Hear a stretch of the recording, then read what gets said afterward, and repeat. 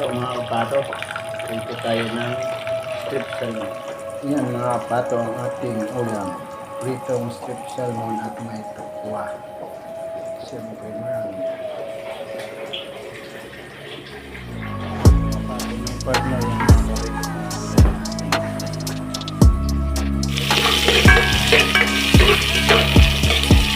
So ayan na yung sabaw natin na may makaret.